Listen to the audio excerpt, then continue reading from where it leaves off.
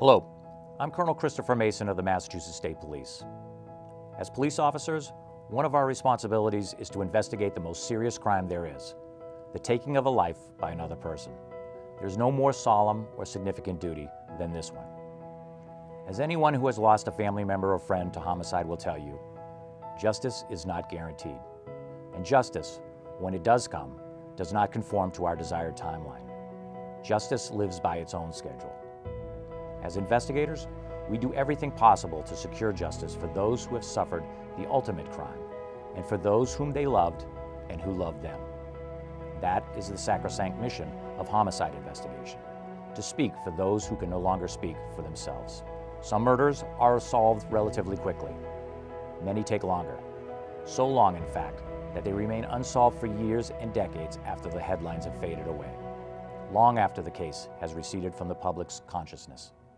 But in those cases, as years pass and seasons change, there are two groups who never forget: the family of the murdered and the detectives searching for the murderer. Several years ago, the Massachusetts State Police formed an Unresolved Cases Unit to complement the efforts of our homicide units across the state.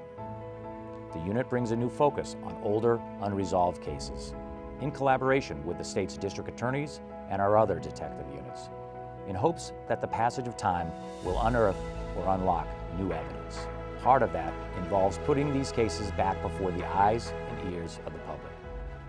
People may have had information about these cases. For whatever reason, they did not share it before. We hope that they now feel free to do just that. Over time, we know fears subside and priorities change. A person may re-examine his conscience. To further that effort, our Unresolved Cases Unit created this deck of playing cards, with each card highlighting an unsolved case. We hope you take time to look through this deck.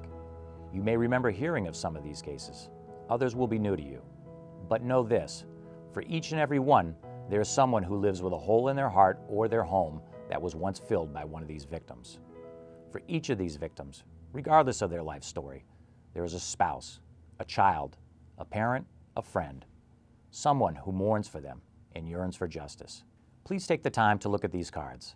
If you know something, call us. We believe that justice delayed does not need to be justice denied. Help us speak for these souls who can no longer speak for themselves. Thank you.